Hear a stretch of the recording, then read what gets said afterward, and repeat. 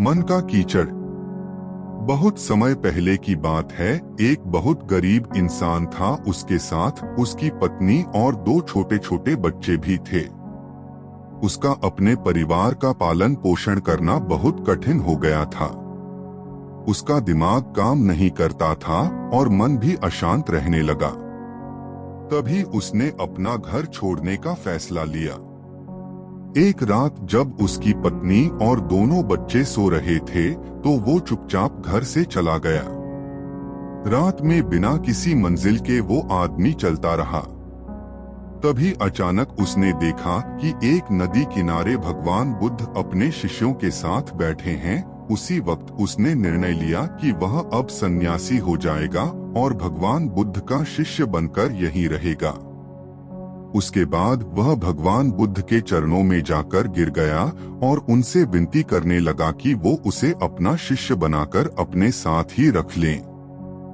भगवान बुद्ध ने उस गरीब इंसान की बात सुनकर उसे अपना शिष्य बनाकर अपने साथ रख लिया। भगवान बुद्ध अपने शिष्यों के साथ आगे बढ़ते हैं। रास्ते में चलते चलते थक गए थे। सब रुककर एक पेड़ के नीचे विश्राम करने लगते हैं। तभी भगवान बुद्ध को गर्मी के मारे बहुत तेज प्यास लगने लगी। उन्होंने अपने नए शिष्य से कहा, यहाँ पास में ही एक सरोवर है, तुम जाकर वहाँ से पानी ले आओ। भगवान बुद्ध का आदेश मानकर वह सरोवर से पानी लेने चला गया। जब वह सरोवर के पास पहुंचा तो उसने देखा कि कुछ जंगली जानवर सरोवर में उधम मचा रहे हैं। जैसे ही वह सरोवर के और पास गया, सारे जानवर वहां से भाग जाते हैं, लेकिन सरोवर में कीचड़ सड़े गले पत्ते ऊपर तैर रहे थे, जिसके कारण उसका मन नहीं मान रहा था। उसने सोचा, इतना गंदा पानी भगवान बुद्ध पिएंगे कैसे? फिर वह बिना पानी लिए वापस लौटता है और आकर बुद्ध से बोलता है, भगवान उस सरोवर में तो बहुत ज्यादा गंदा पानी है, वो पीने लायक नहीं है।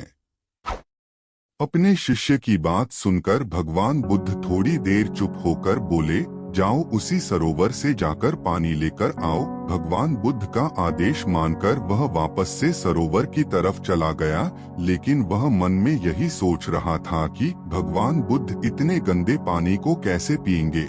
जैसे ही वह सरोवर के पास गया, वह ये देखकर चौंक गया कि सरोवर का पानी एकदम निर्मल और स्वच्छ हो गया है और अपने स्वभाव में बह रहा है। उसने पानी लिया और भगवान बुद्ध के पास आते ही उनसे प्रश्न करता है, भगवान, थोड़ी ही देर में सरोवर का मैला पानी इतना साफ कैसे हो गया? फिर बुद्ध ने उसे समझाते हुए कहा, जब जानवर पानी में उधम मचाए हुए थे तब सरोवर का कीचड़ उभर आया था, लेकिन कुछ देर शांत रहने पर कीचड़ फिर से नीचे बैठ गया और पानी पहले जैसे फिर से निर्मल और स्वच्छ हो गया।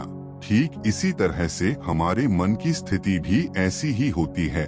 जीवन की कठिनाइयों और भाग दौड़ हमारी मन में उथल पुथल पैदा कर देती हैं, जिसके कारण हम बिना सोचे समझे गलत निर्णय ले लेते हैं।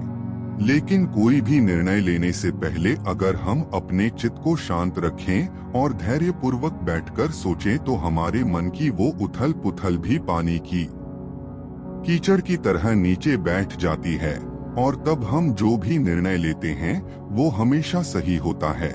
इसलिए बुरे समय में इंसान को अपना धीरज नहीं खोना चाहिए।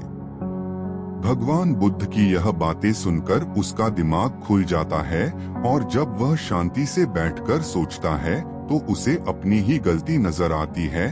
फिर उसे समझ में आता है कि उसने अपना घर छोड़ने का गलत निर्णय लिया था। फिर वो भगवान बुद्ध के चरण स्पर्श करके उनसे आज्ञा लेकर अपने घर और वापस चला जाता है।